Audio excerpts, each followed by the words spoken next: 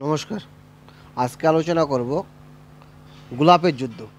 এই গোলাপের যুদ্ধ সংঘটিত হয়েছিল ইংল্যান্ডে 1455 থেকে 1485 বা মতান্তরে 1487। এই যুদ্ধ অংশগ্রহণ করেছিল ইয়গরা ও ল্যাঙ্কাস্টাররা। ইয়গরা সাদা এবং ল্যাঙ্কাস্টাররা লাল গোলাপ আকৃতির ব্যাস পোশাকে লাগিয়ে রাখতেন বলে এই যুদ্ধ ইতিহাসে গোলাপের যুদ্ধ নামে পরিচিত। 1485 খ্রিস্টাব্দের 22 আগস্ট বসওয়ার্থের যুদ্ধে ইয়র্ক বংশীয় তৃতীয় রিচার্ডকে পরাস্ত করে ল্যাঙ্কাস্টাররা বংশীয় রিচমন্ডের আর্ল হেনরি জয়যুক্ত হন।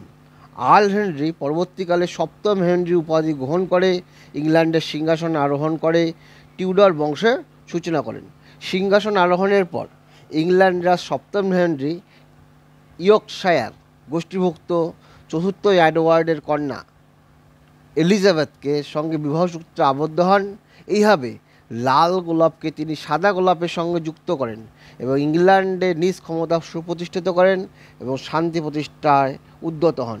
হেনরি এবং এলিজাবেথের বিবাহ পার্লামেন্ট ও পোপ কর্তৃক স্বীকৃত হওয়ায় পরবর্তীকালে তাদের সন্তানদের সিংহাসনে আরোহণের নিয়ে কোনো বিতর্ক হয়নি।